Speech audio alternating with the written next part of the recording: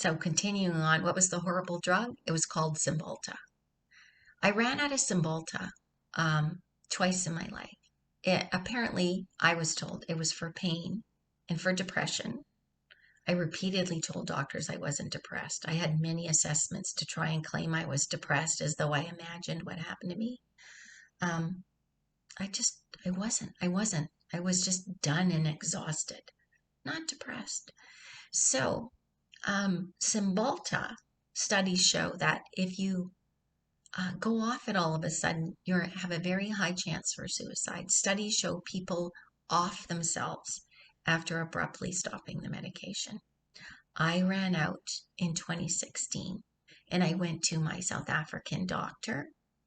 Two of them actually. One who was a new doctor to me, who said to me, I'm not prescribing that medication. More than willing to just let me abruptly stop it. My ex came home after about 2 weeks of my being off the medication. I'd painted the entire inside of the house. I had not slept. I had to quit driving. I lost most of my days.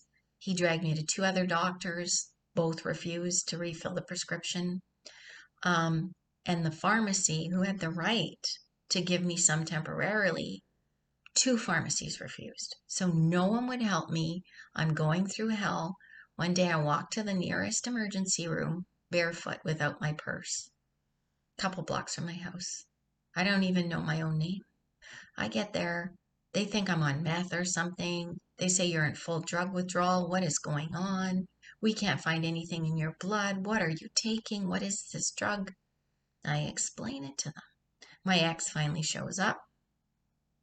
He said, we tried to get it refilled. No one would help us. But she can't stop taking it. She's crazy. So they said to me, every muscle in my body was in a spasm and I was in a severe state of withdrawal. So back I go on this crap drug. And I finally get another doctor. And that lasts for a little while, but he's on contract and he disappears one day. So I'm in the same situation again. I can't guarantee. So in 2019, I slowly try and go off this drug. I start taking it every second day. So every second day, I get a few hours sleep. And I'm still fighting with this. I start this in June. My son gets married to a psychopath in September. I wake up one day with a mild form of Bell's palsy with half my face sagging. I haven't slept because of this bloody drug that I'm trying to stop. And by then I'd stopped it entirely. And this horrible event is occurring. My life is just falling down around me. And I get COVID.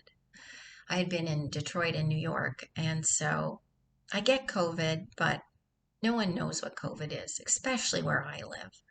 So the first time I go to the hospital, luckily my son was staying with me. I don't know if I'd have survived it actually.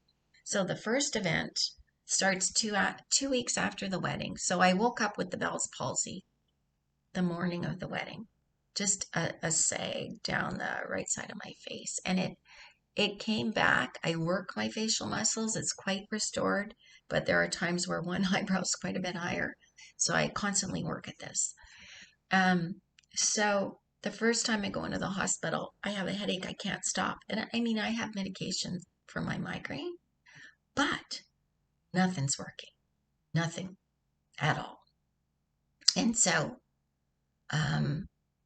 this is pretty bad. This is one of the big waves that I start to go through. So previously in 2016, right after I moved to Winnipeg, within 8 months, I move into a house. I rent it from a Jewish couple, and it's full of black mold. And, well, I live in Manitoba, go to the rental board, whatever. Of course they win. They're the minority. The minority will always win. Any minority can do whatever they like, especially when it comes to housing. Doesn't matter how crooked, how awful. Anyway, so I'm forced to leave the house, but also forced to continue paying the rent, even though I can't breathe. I end up going through respirology, allergy medicines, specialists up the yin yang at the hospital. They say there's no damage to your lungs. We don't know what's wrong with you. Well, what I believe it was at this point was the fascia was getting tighter and tighter and tighter and pulling on everything inside and outside my body, restricting my ability to bring air in. How that ended was a year and a half was spent on prednisone on and off, which then gave me heart issues, which were pretty significant. So I ended up on a low dose heart med, which I did come off of, and I did seem to recover from all of that, but never completely. I was still prone to upper respiratory infections and that. So 2019, that being my history, I go to the hospital with a headache I can't stop. And they put me on some kind of medication, keep me there for 6-7 hours, and send me home after the 4-hour wait to get in there. But at least the headache subsides a bit. 10 days later, I wake up in the middle of the night with pain that is unbelievable. It seems like every muscle and joint in my body is in agony. And I feel a fever coming. I'm one of those people, I can get a really high temperature and I will feel it coming before it actually shows it on the thermometer. But I feel my body's on fire. I have all this pain. I have like a head cold with it. I don't know what's going on. I get my son to take me to the emergency room. And this is how I'm treated. You're going to love this one. Don't go to the emergency ever if you can. I go to the emergency room and 4 hours waiting. Then I start throwing up projectile vomit all over the bathroom. I am so sick. They're not expediting me. They're not helping me. They're just letting me sit there, to the point where about 6 people in the waiting room with me said, when they call my name, you go. You're going to die out here. And people have died in our emergency rooms. That's no joke. I throw up. We go back to the nurses at the front and say, my son says, she's very sick. She is throwing up horribly.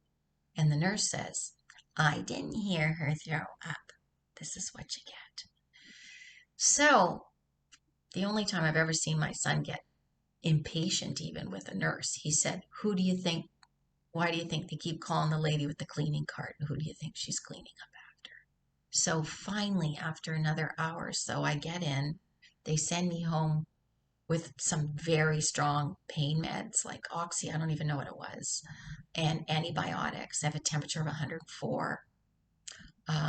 And I'm delirious for the next 4 days in bed, just sweating and sick. And I feel like I'm never going to recover, but about 2 weeks go by and I'm feeling almost normal. And one night I wake up, massive chest pain. Yeah, now I have a heart arrhythmia. So I believe this is all COVID. And I make a decision in October that I'm going to go away and get treatment, get cared for. So I pick a trauma treatment center who deals with addiction, overeating. They dealt with a whole gamut of things. I pay out of my own pocket a lot of money, but I go there for a month hoping to feel better, to get better. They get me sleeping. They never give me that Cymbalta again, but they do get me sleeping comfortably. At that point, I was still on a sleeping pill. They add another one.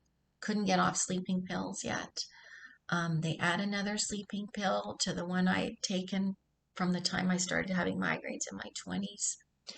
And I finally start to feel stronger. I have a trainer. I have 2 massages a week. I do yoga every morning. I have group therapy. I have hypnotherapy. And I get taken care of. For the first time in my life, really taken care of. And I feel so strong. 30 days later, I get home. And I am scheduled to have a surgery on my abdomen because early 2019, the damage on my spine was so significant, I started falling on my face. As soon as I was tired, if I just bent over slightly, I would fall because my spine had a lot of damage. And my viscera, my stomach, literally had a 6-inch spread between my rectus abs. My linea was so pulled. So it came pulled during pregnancy, but my ribs hitting the ground had created such a pull that my internal organs, when I bent to brush my teeth, would bulge out and twist and cramp. It was really painful and horrible. So I have a surgery that I pay for out of pocket. I pay my deposit. I struggle to pay that deposit from my location. They take I get them a check. I have to get a medical loan for the surgery. And I'm home about a week before. The day before the surgery, I have a stroke-like incident. I'm at a volunteer office. I can't stay awake. I'm trying to train someone on the computer. I don't know where I am. I can't remember how to use the computer. I'm extremely confused, and I can hear people calling me like they're far away, and I don't know what's happening. And this goes on for 45 minutes. And a client in the office drives me to the emergency room where I stay until 2 in the morning, where they decide I didn't have a stroke from the carotenoid arteries, but they feel something with my heart has happened. So I end up going to the stroke clinic. I go to the stroke clinic to meet with a physician's assistant who screams and yells at me for almost an hour saying, I don't think you had a stroke. I think this is a migraine. I think they're wrong. And literally abuses me for an entire hour. And I say to her, I don't give a rat's ass what the diagnosis is. I want to know what happened to me. So, more to follow.